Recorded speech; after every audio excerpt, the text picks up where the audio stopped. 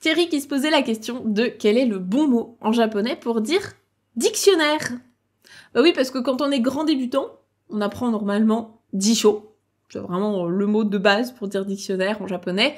Je pense que c'est celui que vous avez appris en premier et que vous avez probablement dû croiser au niveau GLPT 5. Mais en réalité, il y a un deuxième mot en japonais pour dire dictionnaire. Celui-ci, c'est jiten.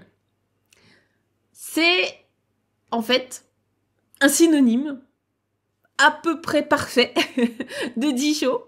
Donc on peut remplacer l'un par l'autre dans une phrase.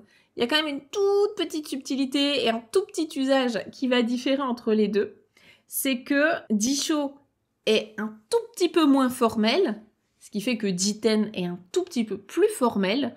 Donc en fonction de à qui on s'adresse, on va plutôt utiliser l'un ou l'autre. C'est pour ça que dans la vie de tous les jours, on utilise disho et que c'est le premier qu'on vous fait apprendre en japonais. Un disho, c'est très très bien pour dire dictionnaire, il n'y a pas de souci. Après, voilà, dans un contexte peut-être de travail ou autre, jiten peut être un tout petit peu mieux. Et surtout, quand vous allez dans une librairie ou dans une bibliothèque et que vous cherchez des dictionnaires, par exemple des dictionnaires de langue, si vous voulez acheter un dictionnaire franco-japonais ou bien anglais-japonais au Japon, vous allez plutôt croiser le mot jiten.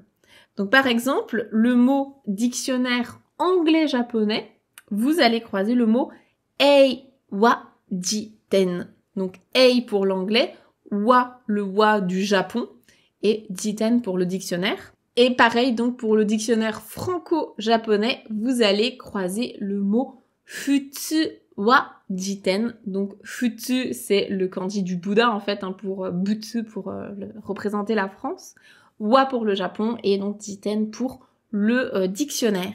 Voilà, donc ce petit mot jiten, vous allez principalement, je pense, le croiser lorsque vous avez besoin d'un dictionnaire, justement, français-japonais ou autre. Mais sinon, il n'y a pas grande différence. En tout cas, au GLPT5, on va vraiment vous demander de retenir le mot disho, et ce sera largement suffisant. Voilà pour ces deux synonymes.